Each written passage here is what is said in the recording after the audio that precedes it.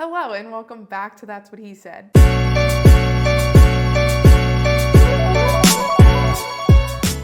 This week I want to talk about the stories we tell ourselves, something that my dad echoes in his trainings and in our small groups and every space that we're in, talking about anything a little bit deeper than surface level. So today's quote from my dad is, "We deal with the truth we create." Let that one sink in. So my dad used to say this, and at first I didn't really get it, but now I'm kind of like, oh my gosh, like this totally hits a little bit different nowadays.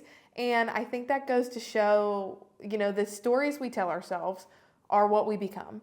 The way you speak to yourself, the things that you're saying, the narrative that you're creating in your mind is who you become. That is who you are.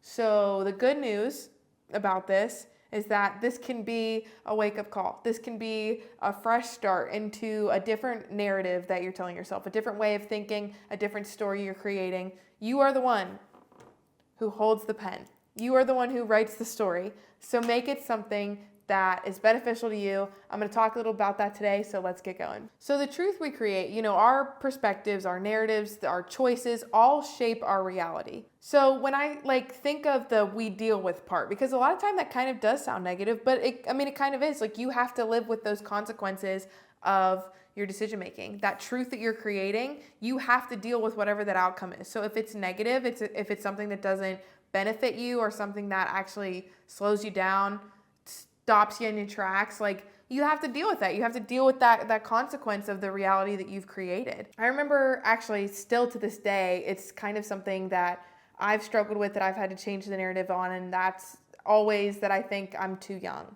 And I frequently have told myself I'm too young. So it started being the youngest in my gymnastics team. I was the youngest in my brother's friend group, and I was always the younger sister, and I was just doing things at a young age that people thought was too young. And people told me wow, you're really young to be doing that. Aren't you too young? Do you, then, those stories that those people tell themselves have now impacted my story. I've told myself that I'm oh, maybe I am too young.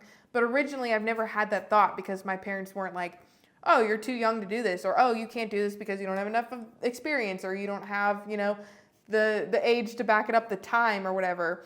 But even I was really fortunate that Josiah and I were both cyber schooled, and I got to graduate high school at 16 years old. I was really good at Googling. I don't know how it happened either, but I graduated at 16. So then when you go to college, week after your 17th birthday, that kind of, raises some eyebrows, and it raises eyebrows with adults who aren't comfortable with that truth, and then the kids around you that you're younger than, oh, you're so young, you're not even an adult yet, or are you sure you're ready to do that? And no, I was not sure I was ready to do that, and I was already having doubts. So then not only are you the truth that you create or you deal with, you're the truth that you talk about, you're the truth that you think, but you also create that with other people. So if you're not good with yourself, if you're insecure about your own story, that then projects onto other people. And you don't want to be the person that's halting someone's growth because you're uncomfortable with your own narrative. Do not be that person. And if you are that person, get it together. I know it sounds harsh, and you know what it is. It is harsh. Sometimes we need a harsh truth, and that's a truth you can deal with as well. So anyway, I started college at 17 and I graduated at 20. I could have graduated at 19, and I was no, we don't need to do this. I don't need to rush, because a lot of times I felt like I needed to rush more. So then that's another story I'm telling myself, even though you're too young, on one hand, you're not doing enough.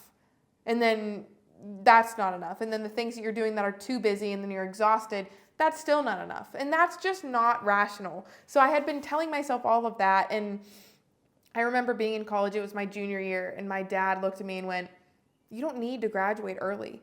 You're not here to prove anything. You're not here because we're expecting you to do this and break records and all of this stuff. You can also still enjoy a moment. And you are young, and you're going to start teaching at 20 years old, and people are going to notice that in your resume. And that's already something that either makes people impressed or makes people concerned." So you get that kind of mixed narrative there. But that's also, again, I don't want to live the truth that other people have written for me, because they're not even holding the pen. They're just reading the book, and they didn't even read the book. It's like reading the back of a book and thinking you've read the whole thing.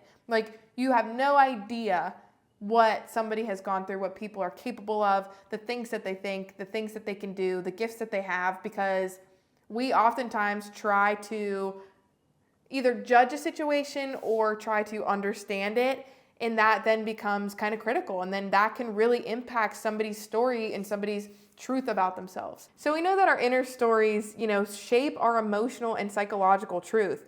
So if, we've heard of the law of attraction, like what you put out, you get back. And I know one of my first episodes of this was, love is a boomerang. So if you're putting out love, if you're putting that out constantly, you're going to get that back.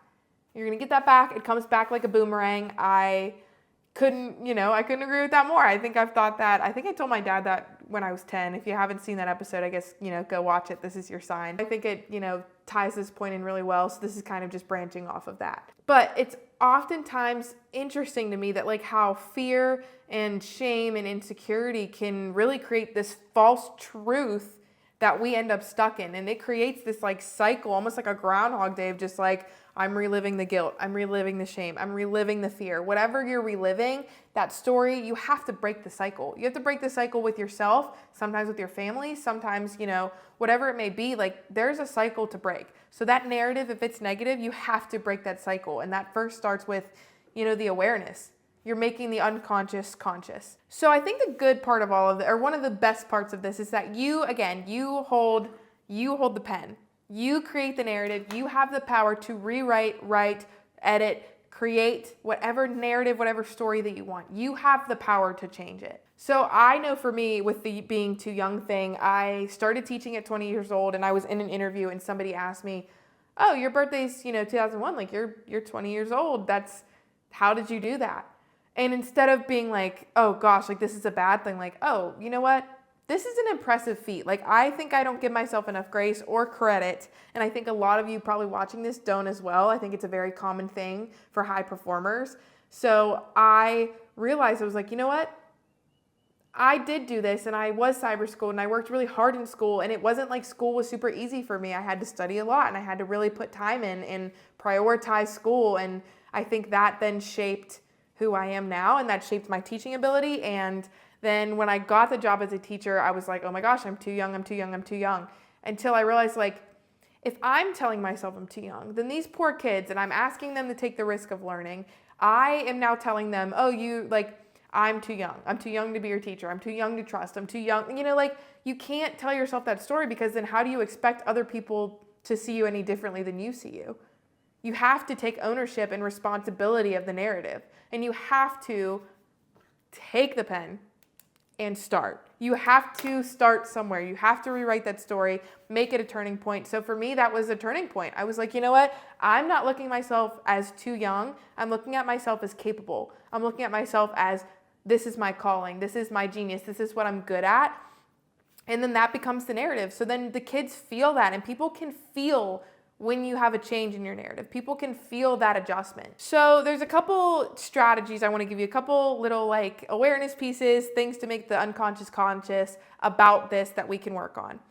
First, make it a mindset shift. Stop saying, I'm stuck, and start saying, I'm choosing.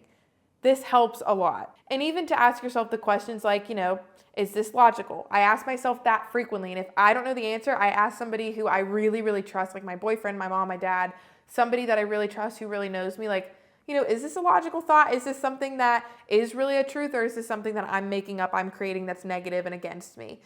So is it logical? Is it really true? Who told me this? Is this useful? Where is this stemming from? Ask yourself those questions and reframe that pain into purpose, that failure into feedback, that mess into a message. You have to reframe your way of thinking. I believe that my dad wasn't just using this quote, the truths that we deal with, the way that we speak to ourselves. This isn't just talking about consequences, because I know when we hear like we deal with, that sounds sometimes negative, but he was teaching us, he's teaching me about creation, teaching me about truth. And I think I want to leave you with the question, what truth are you creating today? Is it one you want to deal with tomorrow? What truth are you creating today? Thank you guys for watching. I want you to think about your thoughts. Try to make the unconscious conscious. Try to rewrite that story. Start by picking up the pen. Start by picking it up. Rewrite the story. Erase where you need to. Make edits. Add commas. do what you need to do to your story to make it beneficial and positive for you and more truthful than it's ever been. Thank you guys for watching. I will see you next week on That's What He Said.